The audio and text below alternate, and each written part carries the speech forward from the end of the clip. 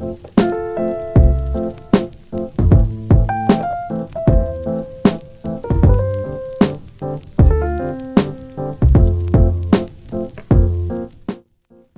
大家好，我係麗琪，好耐冇見大家啦。咁因為其實我有一段時間啦，翻咗香港啦，咁然之後自己又好忙啦，無論係工作上面啦，定係自己方面啊，都非常之忙。咁所以就停咗一段時間係冇拍 YouTube 嘅。咁點解今次咧我就會拍翻片咧？因為我準備翻韓國啦。咁呢段片咧就想同大家分享下啦，我會帶啲咩翻韓國，同埋我買咗2個新行李係特登係翻韓國用嘅。第一個咧我就買咗一個 carry-on size 啦，即係可以手提登機嘅。咁點解會買佢呢？因為真係超級無敵方便啊！等我俾大家睇下啦。一打開，大家見到前面有一格啦，咁嗰格可以攞嚟放書啦、放電腦，超級方便。之後呢，我就買咗一個可以寄倉嘅中篋啦，24寸嘅，因為我屋企呢就有好多大篋，反而中篋呢我就冇嘅。如果係4-5日嘅話，我覺得一個中篋就已經夠噶啦。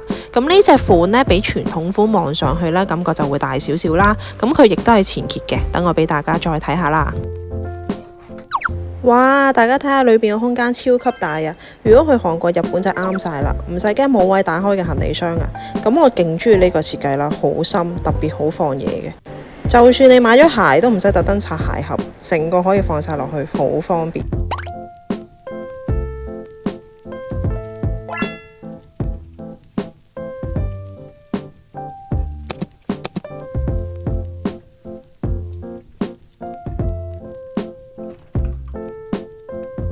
然之後就買咗呢款港式奶茶啦，啲韓國人超級中意啊，所以就買咗幾盒送俾佢哋手信啦。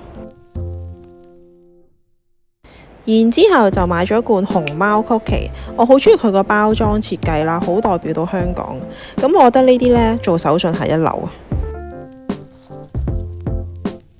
仲有點笑得 Jenny Cookie 呢，韓國人呢真係好中意食佢嘅。除咗好食之外啦，佢個圖案成日都會變啦，所以佢成日都會買嚟儲嘅。而且佢哋係對呢啲鐵罐係情有獨鍾。咁佢啲曲奇都比較脆啦，我驚寄倉嘅話呢有機會砸碎，咁所以呢，我就自己拎上飛機嘅。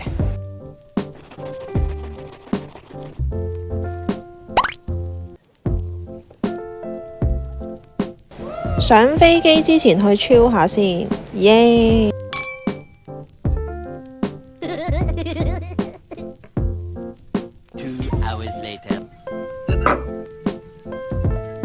好靚嘅杯啊！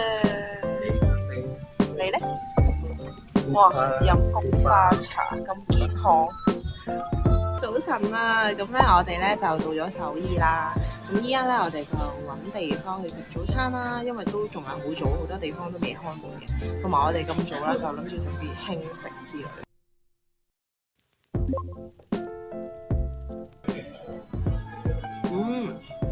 佢係麻薯嘅，裏邊見唔見到啊？跟住裏邊有啲番薯啦，係麻薯包，出邊係脆卜卜。我勁中意食麻薯，我又唔知佢係麻薯。我以為係普通嗰啲咧麵包裏邊夾住啲番薯餡，勁好食呢個。哇！落雪啊！一到過就落雪啦。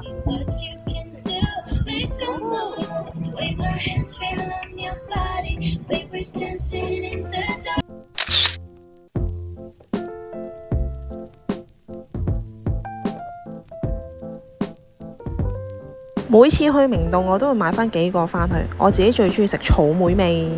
我哋咧食呢個棉花糖雪糕啦，佢整啦，而家整啦。佢就係燒到佢出邊黑黑地啦，脆脆地，好好食。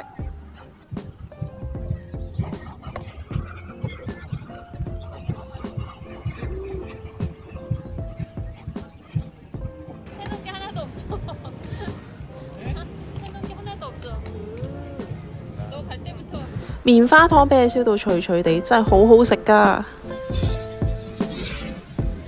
好正啊！雖然出面好凍，但係呢個真係好好食。我記得我以前食咧係好似係6500 won，但係而家加到已經8000 won，但係都好食。大家中意呢條片嘅你，記得 subscribe and share 啦。